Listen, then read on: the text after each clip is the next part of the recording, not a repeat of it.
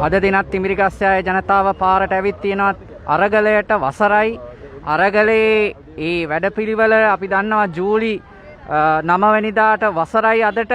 නමුත් මේ වෙන විට තිමිරිගස්සෑය ජනතාව අද පාරට ඇවිත් තියෙනවා යුක්තිය සාධාරණත්වය ඒ සියල්ල ඉල්ලලා. මේ රටේ තාම පද්ධති වෙනසක් සිද්ධ වෙලා නැහැ. පරණ හොරු අලුත් හොරු සමග එකතු වෙලා රනිල් රාජපක්ෂ කියලා ජුන්ටාවක් හදාගෙන රාජපක්ෂලාව රැක මේ රට වට්ටපු එවුන් ආරක්ෂා කර මේ රට විනාශයට ගෙන යනවට විරුද්ධ වෙච්ච පාරට බැහැපු ජනතාවට විරුද්ධව නීතිය තදින් ක්‍රියාත්මක කර නාඩගමක් නටනවා. ඉතින් මේ අතරමැද්දේ අපි දැන් මේ අවස්ථාවේදී ජනතා අදහස් වගේක් තියෙනවා. යොමු වෙන්න. අපේ රටේ අපි නිදහසේ ජීවත් වෙන ජනතාවක් හම්බ කරන් ගන්න ජනතාවක්. අපිට ඒ නිදහස තිබිය යුතුයි. විශේෂයෙන්ම අද what do you like to say today? මම කියන්න කැමති අද දවස තමයි අපේ ජනතාවගේ දවස. මේ වෙලාවේ මේක අපේ ජනතාවගේ දවස. ඉතින් ජනතාවගේ දවසේ අපි එළියට බහින්න නැත්නම් ඉතින් වැඩක් නැහැ නේ. ඒක නිසා ගිය අවුරුද්දේ මේ දවසේ තමයි අපි ජයග්‍රහණයක් කරේ. හිටපු ජනාධිපතිවරයෙක් පනලා දාපු දවසක් අද. ජනතාව එකතු වෙලා. ඉතින් ඒ ජනතාවගේ දවස අද. සතුටුයි මේ දවස ගැන අද පාරට බහින්න බොහොම සතුටුයි. ජනතාවගේ අදහස් මොකද අද මේ ඓතිහාසික දවසක් මේ අපි සමරන්නේ. නිදහසෙන් පස්සේ සත්‍යවාදීව නිදහසෙන් පස්සේ සියල්ල කරපු ජනතාවක්. ඒ එකතු වෙලා ලොකු අරගලයක් කරපු ජනතාව. People from coming in, you know, and what that didn't stop the people. There was curfew imposed. That didn't stop the people either. People right? defied the curfew and defied the curfew. The bus loads that came, even from ගෝඨායි පා කිව්වට අපි ආවා කොළඹට. ඒක තමයි, and the bus, they weren't even allowed to leave, right? Finally they got clearance. People were even sitting on the hood. People were sitting. I mean, it was just unbelievable. Amazing, no? Amazing. Finding parking was a nightmare that day, so we had to park somewhere and walk about a kilometer, but it didn't matter as long as we got to the site, you know. So we actually left here. We met here at about 8 in the morning. අපි උදේ 8ට මෙතන රැස්සලා චිරන්ත අපි 30ක් 40ක් විතර මෙතනට ආව කට්ටිය. ඊට පස්සේ අපි ඇවිදින්න පටන් ගත්තා. ඇවිදිනකොට by the time we got to Gaul Road අපි group එකම 100ටත් වැඩි. එතකොට ගෝල් රෝඩ් එක දිගේ අපි ගෝල් ෆේස් එකට යනකොට 250ක් 300ක් අපේ ගෲප් එකට ඇඩ් වෙලා තිබ්බා. අපි එතන ටිකක් කලින් වගේ ආවේ. අපිට පිටිපස්ස බලනකොට පේනවා නිකන් රැල්ල පිට රැල්ල. Wave after wave of people coming in. I mean එදා ඒක තමයි උනේ. අපි හිතුවට වැඩිය the amount of people that came was just too overwhelming.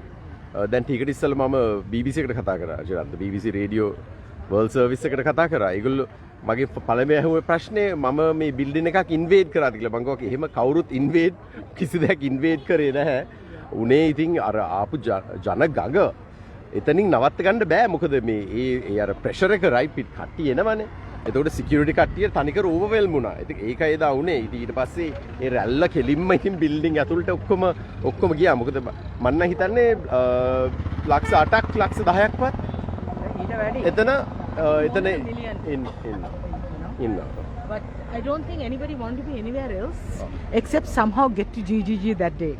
You know, no matter what we were doing, we just and I remember my son was there and he said, "Mom, I don't think you can even get here." I said, "I will somehow get there, don't worry." You know, and that was the determination. I think everybody, I mean, I know people who parked in Bumblapity and walked. I know people who parked so far away and walked because we had to park at Lake House. Oh my goodness, that's also a distance. But the thing is, Chiranta, what is it that drove us there? What is it that drove us there? What is it that drove us to GGG so many times between April and July? It was that unity. It was that togetherness.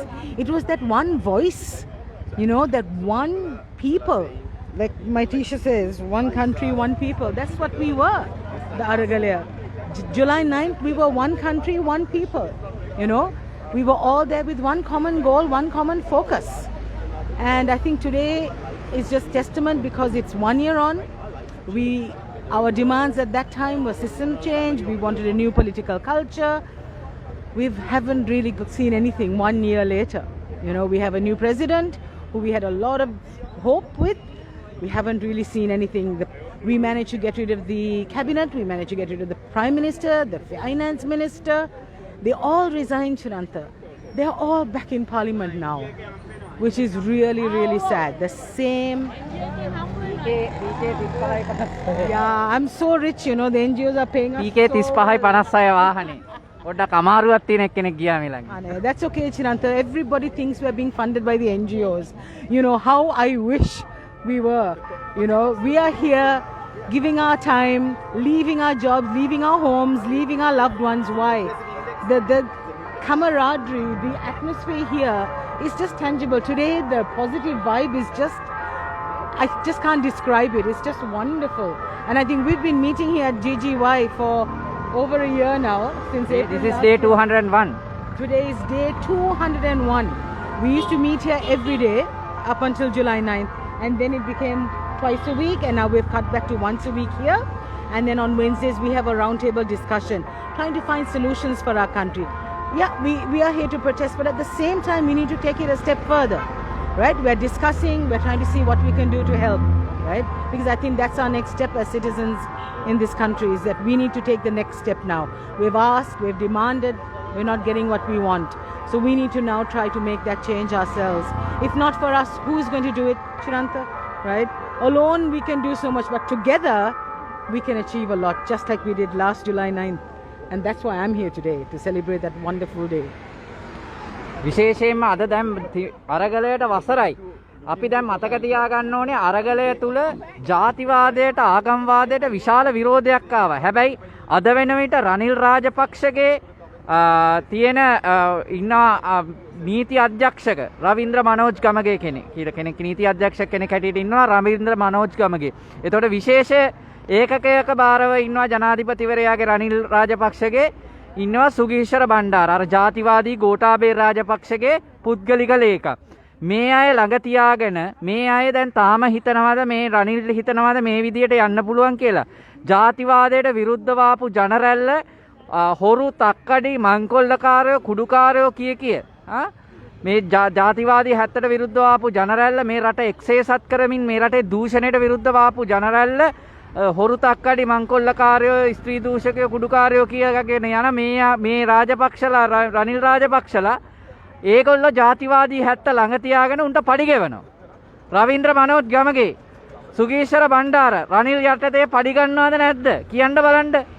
මොකද්ද මේ ලැජ්ජ නැති ජාතිවාදී හැතිකර වැඩේ රනිල්ගේ? කෝ එක්සත් ජාතික පක්ෂ ප්‍රතිපත්ති ඒවා ඔක්කොම ලෙෆ්ට්.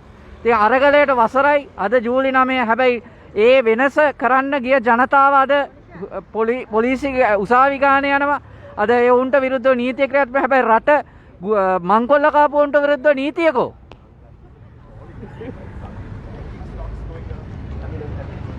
ඉතින් මේ අවස්ථාවේදී අපි තව ජනතා අදහස් වලට යොමු වෙමු. Would you like to talk today?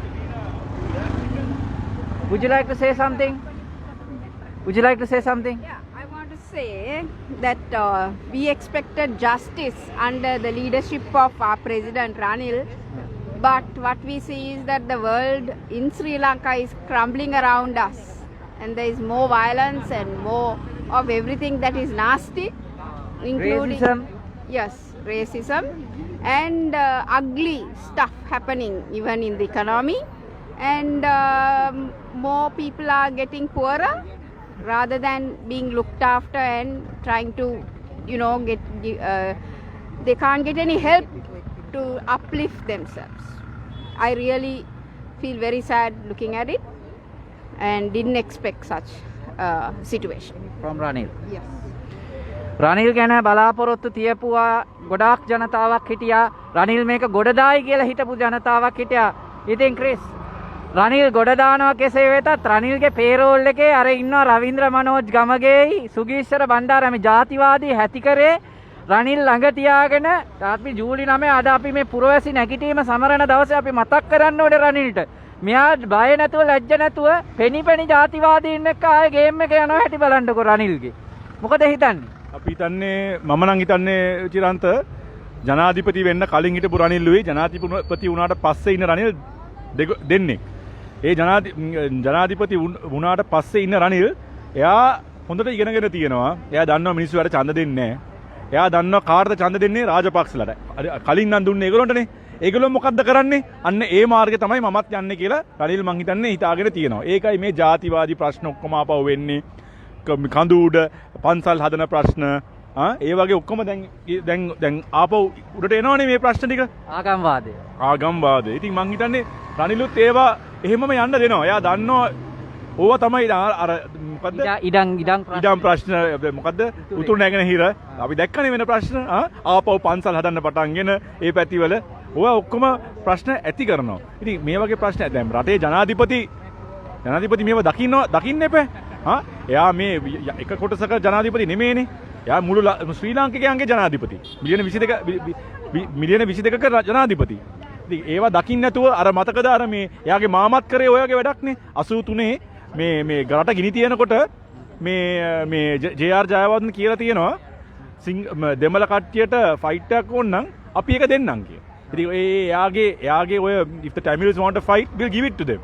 ඉතින් ඔන්න ඕක කියලා ජේ.ආර්. ජයවර්ධන ඊට පස්සේ අවුරුදු 30ක 40ක යුද්ධයක් තිබ්බා. අපේ රට කොච්චර පස්සට ගියාද මුන්ගේ මෙන්න මේවා නිසා.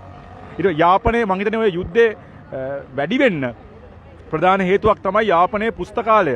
ඒගොල්ලන්ට ගොඩාක් වටින යාපන පුස්තකාලය ගිනි තිබ්බ එක. දැන් අපි දන්නවා ඒකට එවකට ජනාධිපති ජේ.ආර්. ජයවර්ධන UNP එකේ ඇමතිවරු නැත්තම් UNP ප්‍රබලවරුන් 4 දෙනෙක් යවලා තියෙනවා එතනට. සිරිල් මැතිව් මං හිතන්නේ ගාමිණී දිසානායක රනිල් වික්‍රමසිංහගේ නමත් එතන තියෙනවා. යාපනයේ විශ්වවිද්‍යාල ගිනි තියනකොට. ඉතින් පුස්තකාලය. ඉතින් චිරන්ත මේවා තමයි මේ දැන් මං හිතන්නේ යාගේ මාමගෙන් ඉගෙනගෙන දැන් ඒ මහින්ද රාජපක්ෂගෙන් තවත් ඉගෙනගෙන ජාතිවාදයේ විශ්වපු තවත් ඊට වඩා දේශපාලඥයෙක් නෑනේ. මහින්ද රාජපක්ෂට වඩා හොඳට ඉගෙනගෙන මුස්ලිම් කට්ටියට ඔක්කොම බැනලා ඊට පස්සේ යනවා මේ රාමසාන් කන්න මුස්ලිම් කට්ටියත් එක්ක. ඉතින් අන්න ඒ වගේ පුද්ගලෙක්. එයා දන්නවා ජාතිවාදයේ අවුස්සලා ඡන්ද ගන්න කොහොමද කියලා මහින්ද රාජපක්ෂ දන්නවා. ඉතින් මං හිතන්නේ අපේ දැන් ඉන්න ජනාධිපති එයාගේ මාමා වැඩ කරපු විදියයි එයා ඡන්ද කීපයක් පෙරදුනේ මේ මහින්ද රාජපක්ෂලානේ ඒගොල්ලෝ ඉගෙනගෙන දැන් ක්‍රියා කරන්නේ ඒ විදියට. ඉතින් අපි මෙතන ඉන්නේ රටේ වෙන මේ දෝෂ මේ රටේ වෙන අක්‍රමිකතා වැරදි වැඩ කරන කතා කරන්න දැනුවත් කරන්න මිනිස්සුන්ට. අද අවුරුද්දක් වෙනවා ගෝඨාභය රාජපක්ෂ ජනාධිපති එළවලා. හරිද? අපි කිව්වා ගෝඨා go home කියලා අපි කිව්වා. ඒක හරි. ගෝඨාභය ගියා. හැබැයි ඒක විතරක් නෙමෙයි. ඒක සටන් පාඩයක් පමණයි.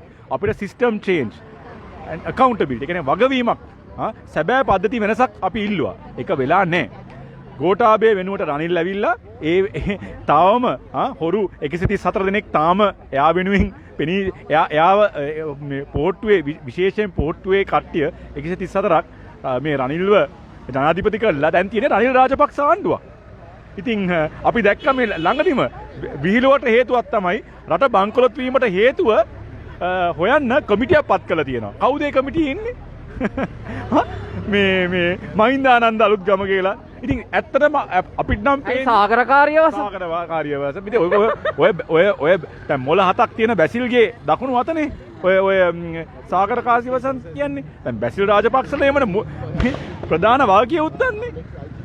මතකද මේ ඒ කාලේ නාමල් රාජපක්ෂ සාධාරණීකරණය කරා බැසිල් ගේනකොට මොකද්ද කිව්වේ? මේක 3 wheel එකක් වගේ. 3 wheel එකේ ඉස්සරහ රෝදේ තියෙන්න ඕන, රෝද දෙක පිටිපස රෝද දෙක තියෙන්න ඕන. ඉතින් මොකද ඉස්සරහ රෝදේ කියන්නේ ගෝඨාභය රාජපක්ෂ. අන්තිමට ඇක්සල් එකෙන් ගියේ. ඉස්සරහ රෝදේ කියන්නේ ගෝඨාභය රාජපක්ෂ. එක රෝදයක් තියෙන්නේ මහින්ද රාජපක්ෂ. අනිත් රෝදේ තියෙන්නේ බැසිල් රාජපක්ෂලු. දැන් පේනවනේ 3 wheel එකට මොකද්ද උනේ? අපිවත් බංකොලොත් 3 wheel එක පෙරළුණා. පෙරළුණා නම් කමක් නැහැ.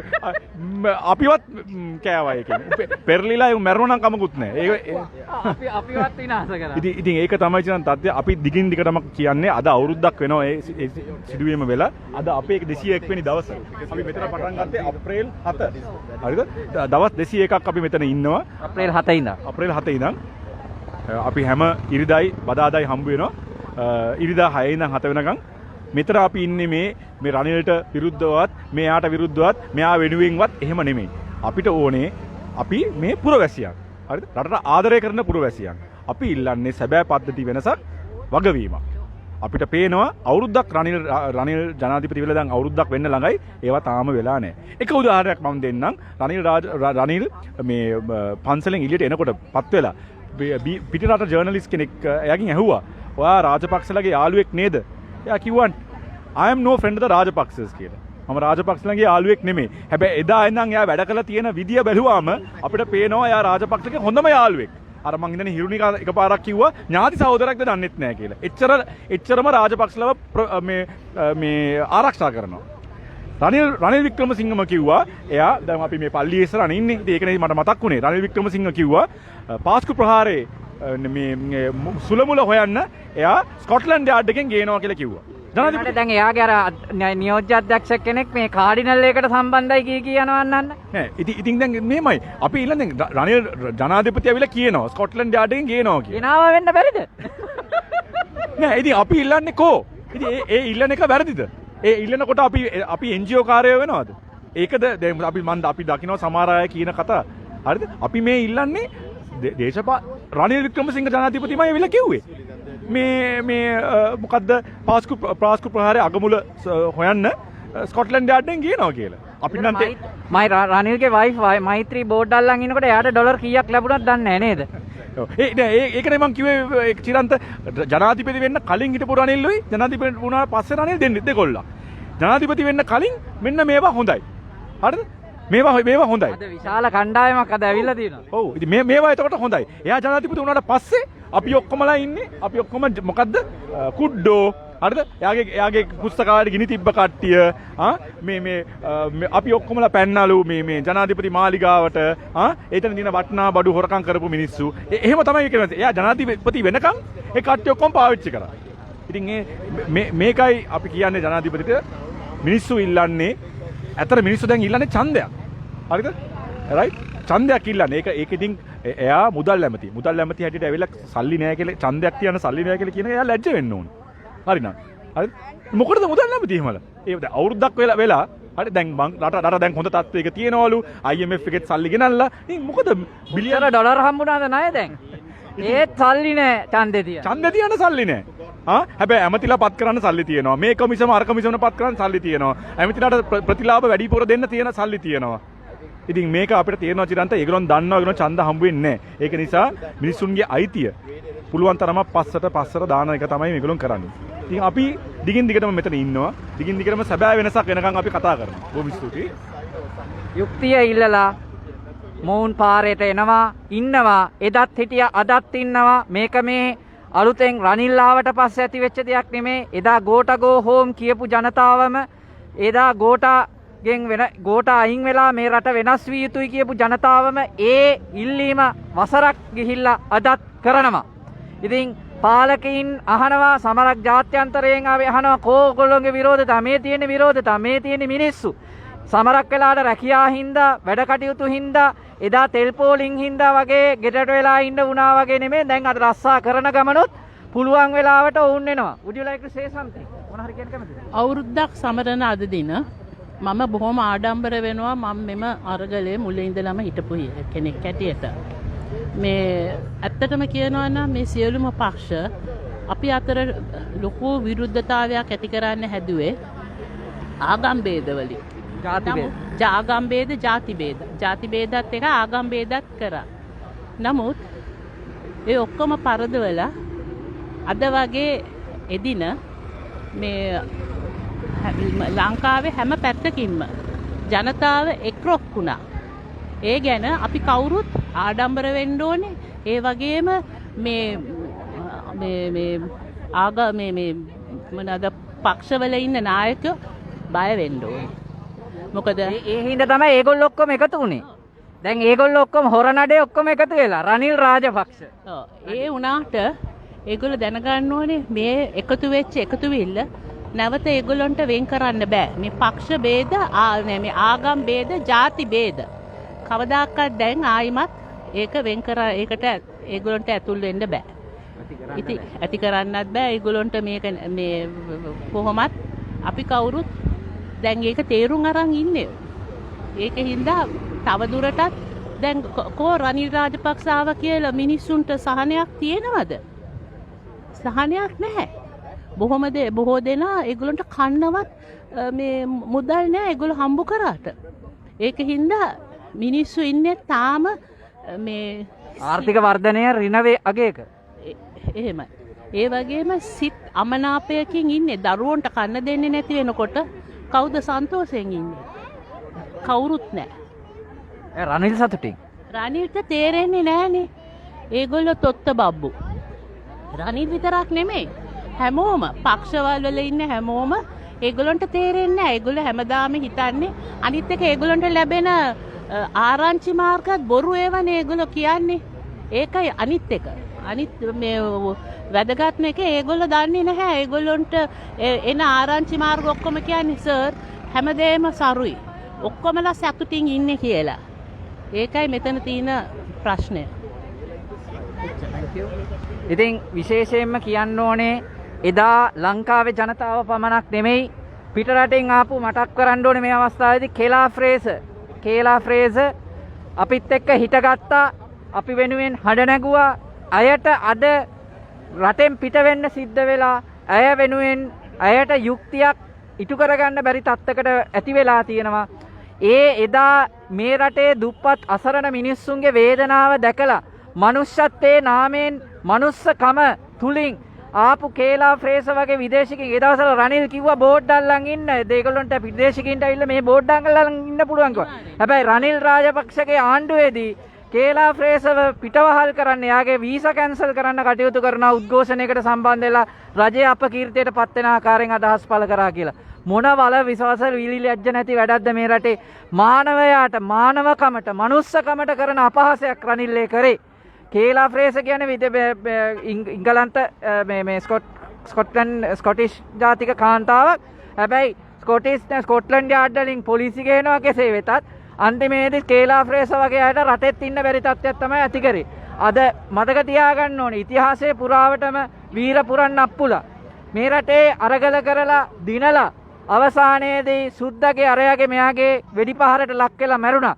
හැබැයි ඔවුන් ඒ කරපු අරගලය පරාද වුණායි කියලා සමහරු හිතුවට මතක තියාගන්න ඒකේ සැබෑ ඒක ජයග්‍රහණය දීර්ඝකාලීනව ලැබිලා තියෙනවා. මේ අරගලයේ ජයග්‍රහණය සබක් දීර්ඝකාලීන ජයග්‍රහණය දැන්ටම අපි පළ නෙලමින් පවතිනවා. අද හොර නඩේ රාජපක්ෂලා රනිල්ලා ඔය ඔක්කොම හොර නඩේ අන්තවාදී ජාතවාදී 70 හවුලේ එකතු වෙලා මේකට විරුද්ධ ජනතාවට විරුද්ධ වෙලා ඔවුන් එකතු වෙලා ඉන්නවා. ජනතාව එකතු වෙනකොට ජාති ආගම් කුල බල බේල පසකලා එකතු වෙනකොට ඔවුන්ගේ ප්‍රතිපත්ති විකුණ රනිල්ගේ UNP ප්‍රතිපත්ති විනාශ කරගෙන රනිල් රාජපක්ෂලත් එක්ක එකතු වෙලා බේරෙන්න හදනවා, රැකෙන්න හදනවා.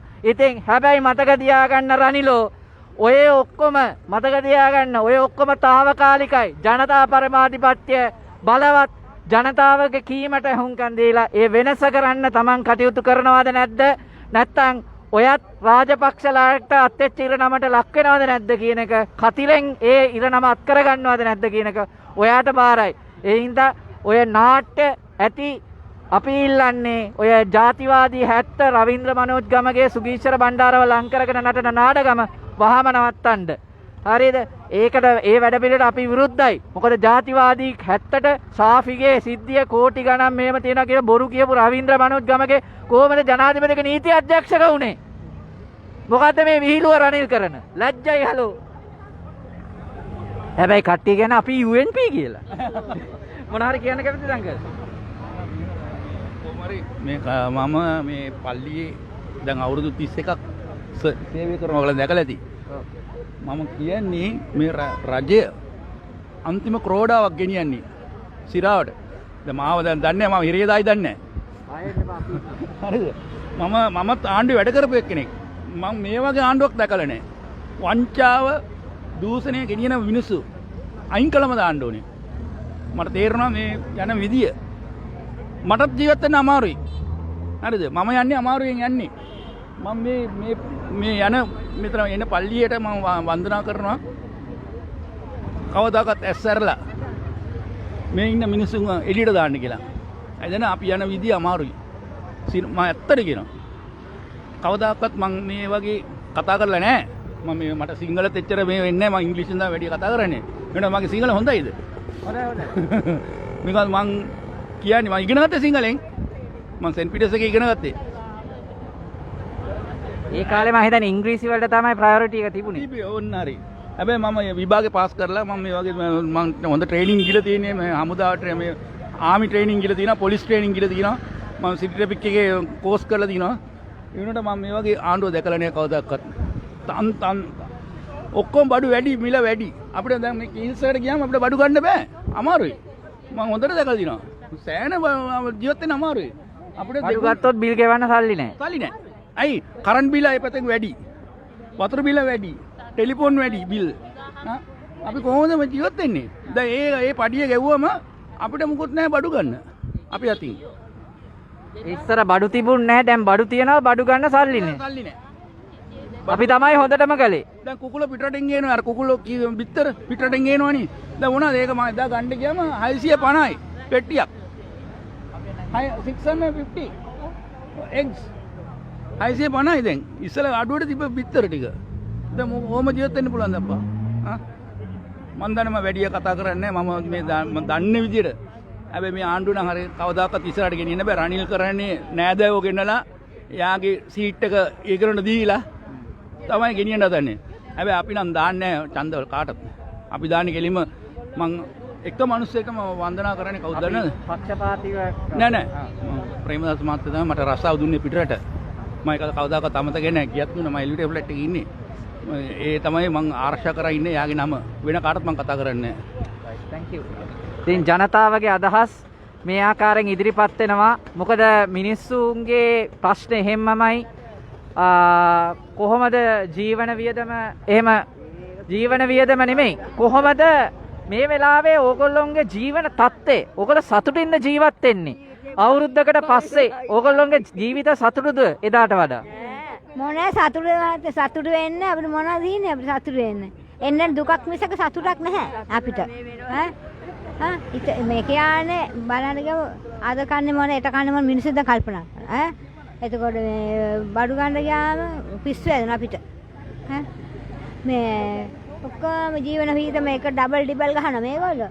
මේගොල්ලෝ අම්බු කර ගන්න හොඳට ඩොලර් ගන්න උන්ගේ ගෙවල් වල අපිට 7-5ක්වත් නැහැ. අපි සංචාරය කරනවා. සංචාරය යනවා. සංචාරය යනවා. එහුම් යන ලෝක වටේ ෆ්ලයිට් එකේ. අද ඉන්න මිනිහට යනවා හොම්බෙන්. අපි යන හොම්බෙන්. අපි නෑ අපි බඩ ගහගෙන යන්නේ. හොම්බෙන් යන්න බෑ. බඩ ගහගෙන යන්න ඕනේ ගැරන්ටියා වගේ. සිනහ සාගරයක්. රනිල් තමයි හොඳටම කළේ. අපි එහෙම කිව්වත් හරි නේද? හරි. ඒ රනිල් ගැරන්ටියානේ. අපි නයි. අපේම නයි අපිවම කයි. අපිට දස්ත කරලා වඩන් ඉන්න අය. ඉතින් මේක තමයි ජනතා පරමාධිපත්‍ය බලය. ඉතින් වසරක් ගිහිල්ලත් පද්ධති වෙනසක් ඉල්ලලා ජනතාව පාරට එනවා. Auntie, so what do you have to say? Don't call me auntie now. What do I want to say? Well, it's been 1 year and we were looking at a system change. We were looking at corruption. We were looking at equal justice.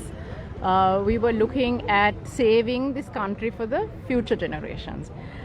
If you look at what's going on right now, all the corrupt people that have bankrupted the country are back in top positions and they have been signed to find out why the country has been bankrupted. Then you have the media being the freedom of expression being thwarted. You have all these cases that are supposed to be, to ensure that there is, people who have, done corruption, that they are, they face some consequences.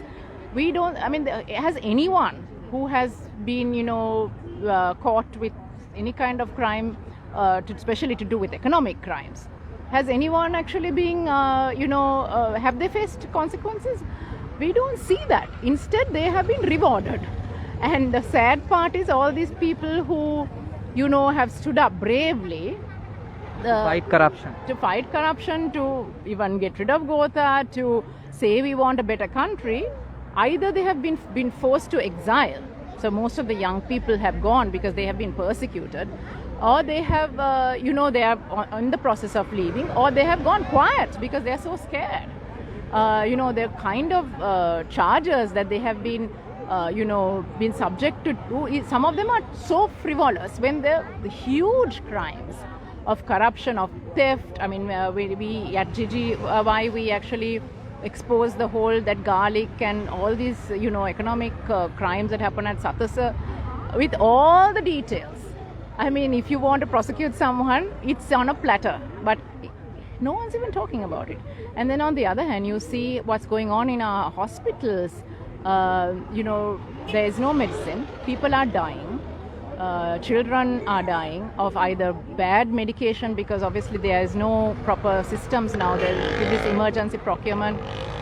There is no system, right? There's basically all the checks and balances of procurement have been now set aside because apparently it's on emergency. So related parties are getting all these deals, and they're substandard, because there's no checks and balances.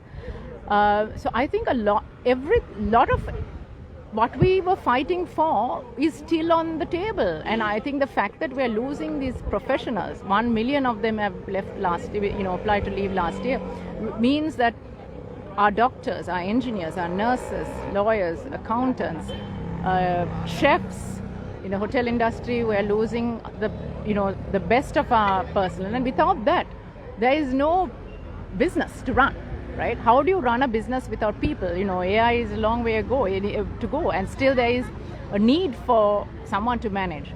And I think we're going to have a huge crisis in the future. So I think we need to wake up, realize that we have been divided as a country from the last 75 years for a few politicians to come in power, and they keep doing the same tricks, and the people are falling for this. It's not that we don't think people people should have the right to have their own religion, but it's been exploited, and it really has been exploited so that some people can stay in power. And sadly, the Triforces, they are sucking up 50% of our budget, right? So they are actually, most of what are they doing? They're protecting these corrupt people. So I think we need to open eyes and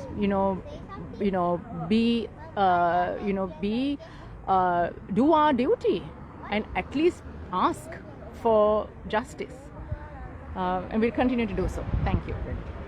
ඉතින් අද චූටි ළමෙක් ඉන්නවා ජාතික කොඩියකුත් අරගෙන.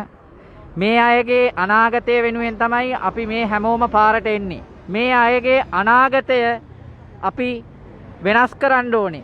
අපි වගේම අපේ අම්මලා තාත්තලා ඒ දවස්වල අපිට කිව්වා පාම් පෝලිං ගැන, පෝලිං වල ගිහිල්ලා කෑම ගත්ත එක හාල් පෝලිං ගැන අපේ අම්මලා අපිට කිව්වා.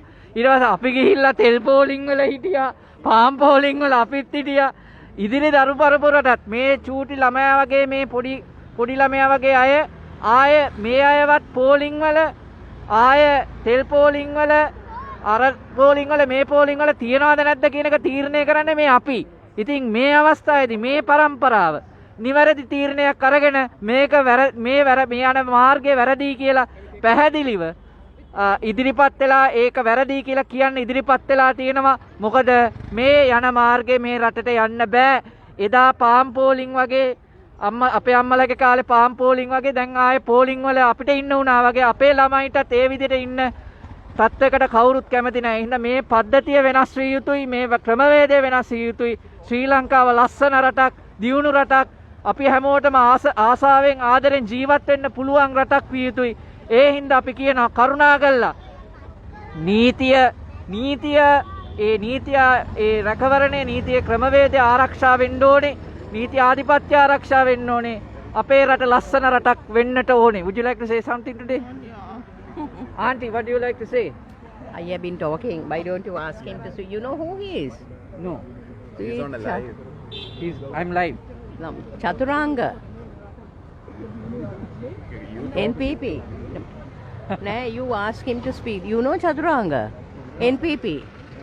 Would you like to say something? Hi, yeah, I mean, today it's we need to remember what happened in Sri Lanka. Citizens rose up, and it was beyond the executive power, and it was a great example for Sri Lanka as well as the world to say that people still always will have the power.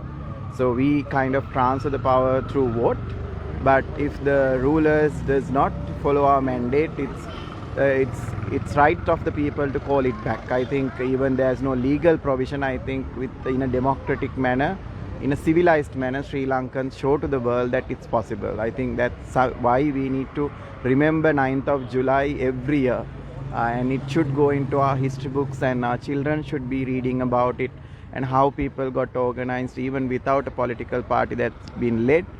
I think people got together and voiced enough to ensure there is a change. But unfortunately, the expected change has not taken place. People ask for anti-corrupt movement, good governance and a new economic system for this country. Unfortunately, the same thing is now being established or reconfirmed by Ranil Wickremesinghe and the SLPP ministers and the MPs. So I think people need a right to vote now. I think the next Aragala or the rising of the people should be to win an election from this corrupt government, and then also make that drastic change in the system through a political change. I think people should voice, and people should not leave back. I think we have enough experience how to do it. I think today is a great day to remember, and I hope everyone appreciates the efforts and the commitments done by the citizens of Sri Lanka last year. Thanks. ඉතින් ජනතාවගේ අදහස් පක්ෂ පාට ભેදයකින් තොරව අපි සියලු දෙනා ශ්‍රී ලාංකිකින් ලෙස මේ එක ජාතික කොඩිය යටතේ අපි එදා හිටියේ. මේ කිසිම ලෝගෝවක් කිසිම අරසේනාවක් මේ සේනාවක් නෙමෙයි, ශ්‍රී ලාංකිකයන් හැටියට එක මවකගේ දරු කල බැවිනා යමු යමු වී නොපමා කියලා අපි ඉස්සරහට ආවේ, ජනතාව ආවේ. ඒ ජනතාව අද පොලිසි ගානේ උසාවි ගානේ යනවා.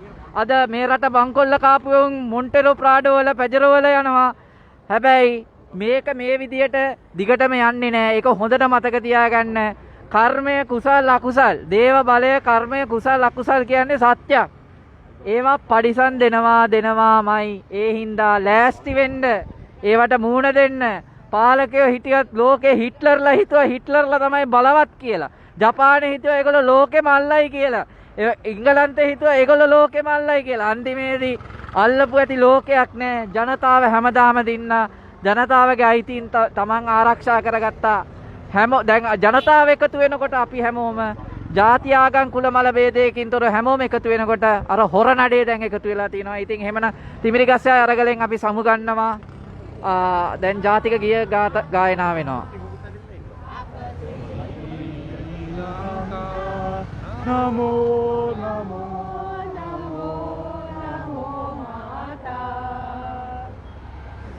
සුන්දර සිරිවලිනි සුරදි යති සෝභමාන ලංකා ධනයනෙක මල් පළතුරු පිරි ජය භූමිය රම්යා අපහට සැප සිරි සැක සදනා ජීවනයේ මාතා ගිරිවරදන අප භක්ති පූජා නමෝ නමෝ මාතා අප ශ්‍රී ලංකා නමෝ නමෝ නමෝ නමෝ මාතා ඒ අප විත්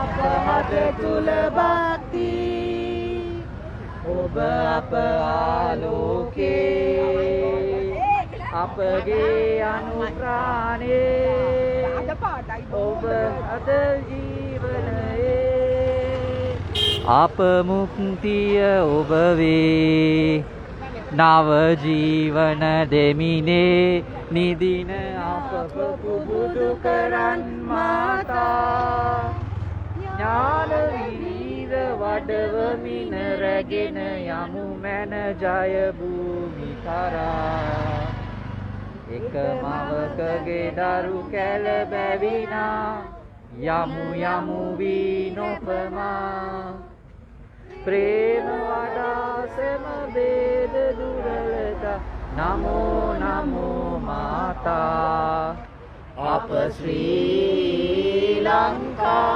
නමෝ නමෝ නමෝ ආදරේ අරගලයට ආදරේ අරගලයට ශ්‍රී ලංකාවට ශ්‍රී ලංකාවට